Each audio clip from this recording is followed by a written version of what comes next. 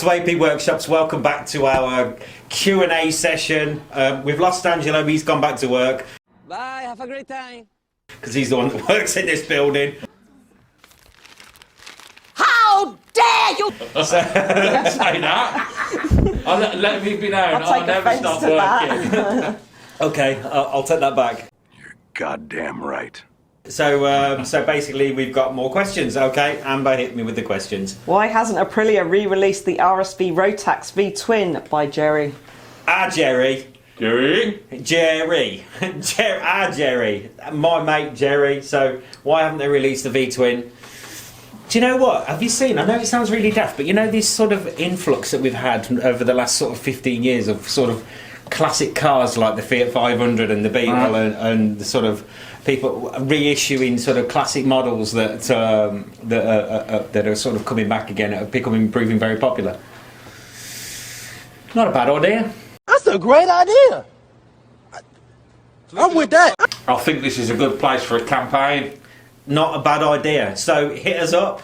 Hit them up, see what you can do. They won't be able to use that Rotax engine again because it won't pass emissions, but there's nothing stopping them from doing a good V-twin engine, is there? So I absolutely agree. I'd have some of that. I think I would actually have some of that. A new Tuono. Interesting, for sure, wouldn't it? Definitely. So it's all about the 60 to 90 as far as Jerry's concerned, because we know this. And Jerry, we love you. You take care of yourself, mate. Talk to you soon. And I miss your coffee. And with stout coffee. Oh, stout coffee. Sorry, mate. Sorry. Stout coffee. Sorry, mate. Stout coffee and no wet spoons in the sugar. Do you remember? I got that. You naughty. Okay, next one. Right, Andy Bull. Best tools to buy. Andy Bull. Andy. My mate Andy. Oh, Andy's wicked, man. Honestly, he's a proper cool cat. Sorry, he is. He's a cool guy. You are the coolest person. You're going to help him out? Yeah, absolutely. Best tools to buy / use for jobs. Chain splitters, for example. Best socket for the bolts at the back of the sprocket carrier to get them off. Oh, God. Best tool, 10mm spanner. What's your best tool, 10mm spanner? Mine's a 10mm spanner. Is it the best spanner or is it the best brand? That's the question. Is that the question? I don't know. Best tools, I reckon he's talking about the special tools that he used. If you wanted to get some tools in your workshop that will help you fix these bikes, what tools would you use? What tools? What special tools? Because obviously we all know you need hand tools and sockets and spanners and pliers and stuff like that. But if you'd want to know where to get good hand tools from, go to Halford's. Halford's professional range is absolutely epic. It's got the lifetime guarantee on it. It works really, really well. If you don't use your kind of spanners on a daily basis, then Halford's professional range is affordable. It's usable. Yeah. Don't hear no bad words, do you, about that? No, I think the ratchets could be better, but you know what? Like I said, if you're not going to use it on a regular basis and it's one of those weekend things, then you know what? You're not going to go far wrong. And it's just got a torque wrench in there as well. That's an absolute torque wrench must. Chain splitters. This was a technical one. Yeah, so we don't use a chain splitter, we use an angle grinder, and I don't give a damn who wants to argue with me about that one. That is the way it's going to be. Alrighty then. Because that is the easiest and most convenient way. We do not damage any paintwork, any tyres, anything along those lines when we move it, but we basically sort of use a soft pad and we basically knock the top of the rivets off very, very carefully, knock the top of the rivets off, and we use eye protection, and we use gloves for all those health and safety snowflakes out there that gave us some shit over it, for crying out loud. Unbelievable. So there was a picture out there that the amount of people that were up in arms about the fact that Angelo didn't have a face mask on yet he was using the soft pad. You know what I mean? It's halfastory.com. Get a grip, for crying out loud. But oh my God, get a grip. But basically, don't use chain splitters. We use an angle grinder and basically take the soft pads off, because it's a lot easier than actually bashing and up to using the chain splitter on big chains. You really have to go at them. And sometimes I've seen it. You actually damage and bend. Like I've seen people do it. They bend sprockets, which is because they're not designed to get hit like that, like they would be. So no, we don't use them kind of stuff. But there is a special tool that you can buy that actually presses the if you imagine you've got your outer plate on, Yes, because that's critical, isn't it? That is critical. Yeah. So when you're fitting a chain, then basically you've got your chain, you put your split link on, or soft link on, sorry, put your O-rings on, then you put your plate over the top, and there's a press that we've got which actually presses it all together. That's worth getting hold of.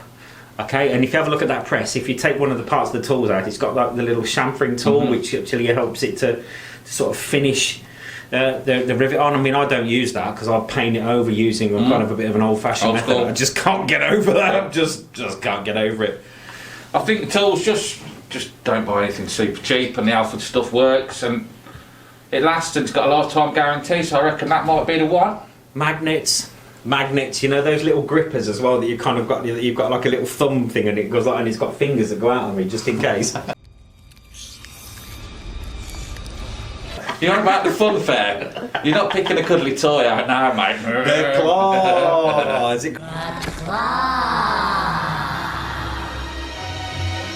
Comes out, that kind of stuff. No, look, they're really good. They're great. Tools like that are just absolutely ideal. I'm just having a look around to see if there's something that can sort of inspire me. What has been a revelation just lately is electronic. We're talking torque wrenches. No, yeah, that beep on them. Yeah. I'll tell you another good thing. It's just obviously like a head touch. Yeah, Cheap, but I'll tell you what, work a treat. free hands, we like that. Andy, thanks very much for your question, mate. Really appreciate it. Be safe, my friend. Take care, and we'll talk to you real soon. Next question. This is quite a long one. Ooh. Hurry up then. What do you think of Aprilia dealers / maintenance departments? Why is it so hard for people who live so far from AP to find a reputable mechanic / dealer? How do we know if the dealer / mechanic is trustworthy? Are all dealers / service departments tied to the same charges and guarantees? Well, we're not an official dealer, so we can't give you those answers. No, they're not. I know they're not because I've been there and done that and got that particular T-shirt. They're not. They make it up as they go along. It's completely their call how they want to do it and how the rules and regulations that they run to. How do you know if they're trustworthy? Ask questions. I got a question. Who dare let the dogs out? Go in, ask questions. Ask if they know if you've got a V-twin. Ask if they know how to do a tune-up, properly do a tune-up. If they don't, then don't use them. It's as easy as that. It's worth travelling up to somebody that does. There are a few dealers out there that know how to do a tune-up on a V-twin. There are a few dealers that know that you don't have to use an Axoni on a Gen 1. You know, there are a few dealers out there that know that you don't use the navigator for certain tasks. Ask questions of a mechanic, because basically service technicians rely on reputation, and they very, very rarely, I see from what I've found in the they very rarely give you a false or try and fill you full of crap. It's normally somebody's got something to hide. Yes. that does that for some reason. Yeah. You know what I mean? If you come here, we don't kick you out of the workshop. You can see what's going on, so you can see what's happening, and you can see how that works. So there's nothing to hide. So the money that you spend in this shop, you can see where it's gone because you can see the work that's gone into it. Anybody that says, you know, it doesn't take 6.5 hours to do a full service, well, show me. Show me. Show me you're doing it properly. Show me how you do it. You know what I mean? Because it takes me 6.5 hours and I've been doing it for 20 years. Yeah, I like to prove it. So show me how you do it. Ask questions. That's the most important thing, and it's basically really straightforward. If you see somebody starting to stutter and stammer and sort of like, not look at you, and then walk away. The stutters want to worry about. And just a quick one as well. If for any reason your bike you can't get to us, we have got a professional, and I'm going to use the word professional bike courier that we're always happy to put you in touch with. Lee Costello, Yeah. he is absolutely epic. The guy's he's a friend of ours. We've known him for a long time now. He's always been with us since pretty much we started sort of helping out people by getting them moved up, getting bikes moved. He's just brilliant. He's just really good. He's reliable. He's friendly, and you know. You're simply the best. I mean, and if you can be flexible, his prices are cheap. Yeah. It's as easy as that. Yeah. Okay, so that was that could have been a really dangerous question, but do you know what? There's a straight answer to that one. Ask questions. That's it. And if you're not happy with the answer, don't be scared to walk away. Easy as that. Cool. This one's from Marcus. Can any improvements in fueling and HP gains be made over the original ECU map on the Toronto 2019 factory? So the V4 engine is like a V-twin engine. It's like the V-twin engine. It responds to tuning differently.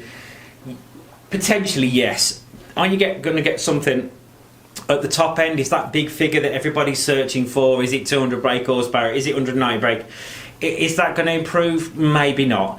But are you going to get gains, and are you going to get improvements in the mid-range? Are you going to get improvements at sort of like 30% throttle, 20% throttle? Probably. I'm making all kinds of gains. Each individual engine is different, so and each individual sort of state of tune is different. So what you'll find is that it will respond to tuning differently. The thing is, with a race ECU, it is one fixed map that works with your bike. The problem you have is that there may well be the shorter exhausts, as I've said before. Shorter exhausts don't necessarily help the fueling at part throttle, but longer exhausts do. So, like I said, yes, there's benefits to having a race ECU, but are you going to get massive amounts of brake horsepower at the top? Probably not. Are you going to get massive amounts of brake horsepower at 30% throttle? Probably more. So, to be honest with you, that's where it all kind of stems from. You will get improvements, but it will be sort of, rather than at the top end, it's sort of part throttle. That's where you'll get the improvements. So, yeah, worth going to. Cool. Where am I at? I'm lost already. Where am I?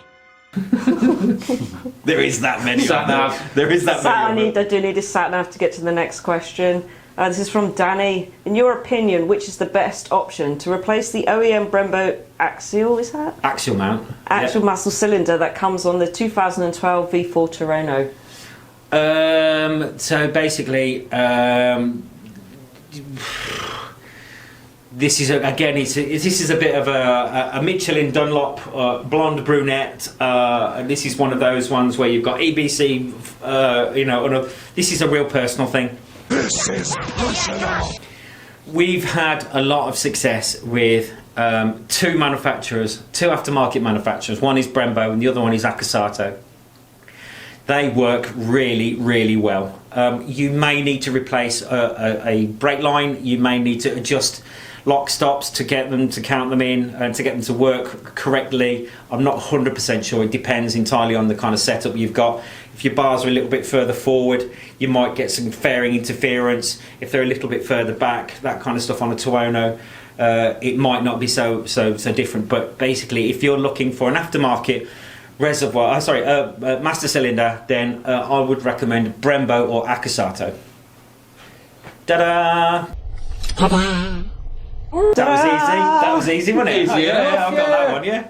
CB Superbikes, can you guys map the 2019 RSB 1100 factory with a race map? Nope. Oh, you shake. I'm so sorry.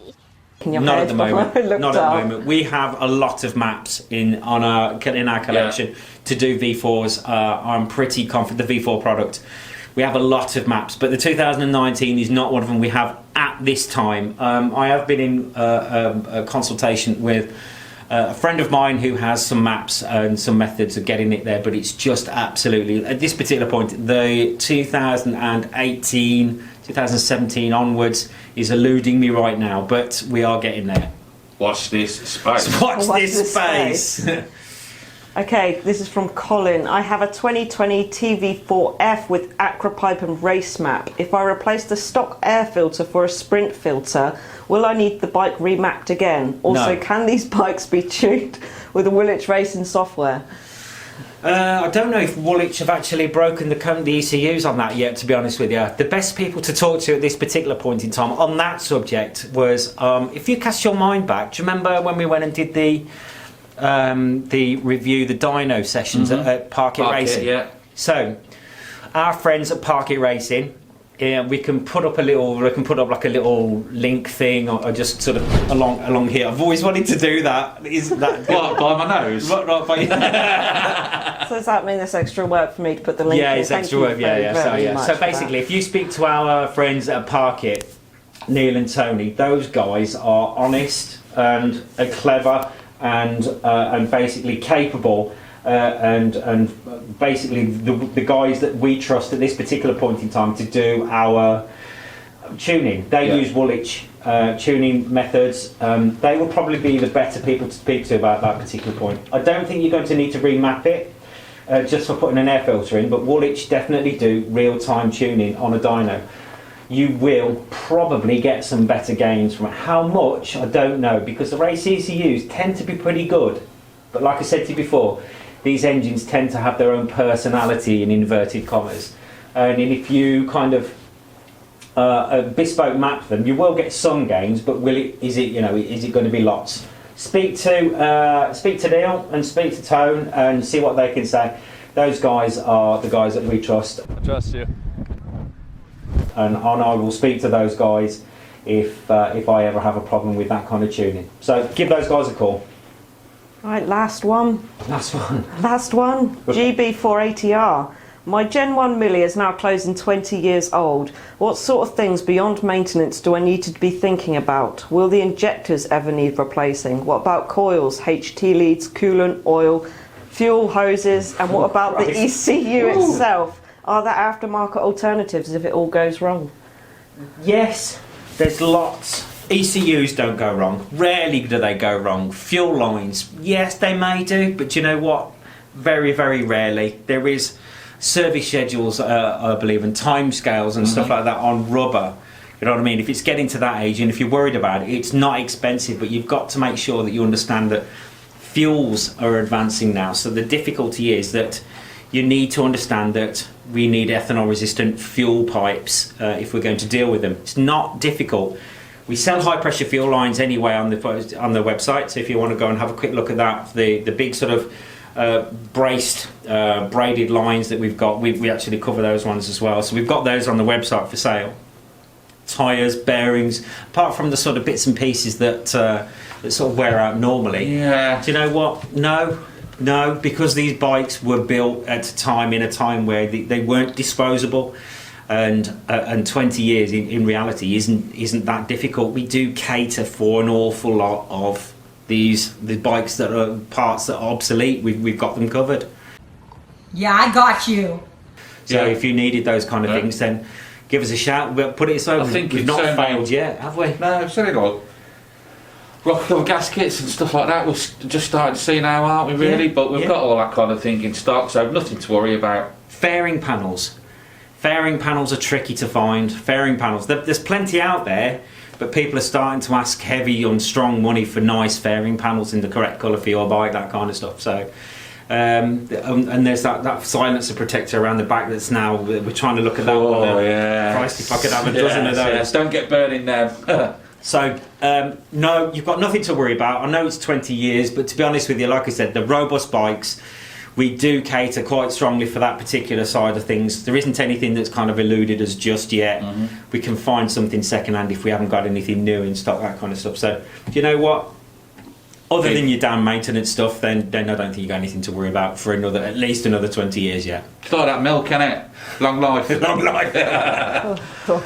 Is that it? That's it. So that's all the questions. Thanks very much for getting in touch. I really, really appreciate it. Maybe if there's more questions that you think about, you can just get in touch. Send us an email, sales@apworkshops. I couldn't do that again. Sales@apworkshops.co.uk. Send us an email, let us know what's going on. Snox picks them up first thing in the morning all the time, so no problems. That'll get seen to us. If you like what you see, don't forget to like and subscribe. Thanks very much. Please take care. And before you go, this has been the Q&A's, but obviously if you've got any questions, like I say, just give us a call. Always happy to help you out. Thank you. Take care of yourself. See you soon.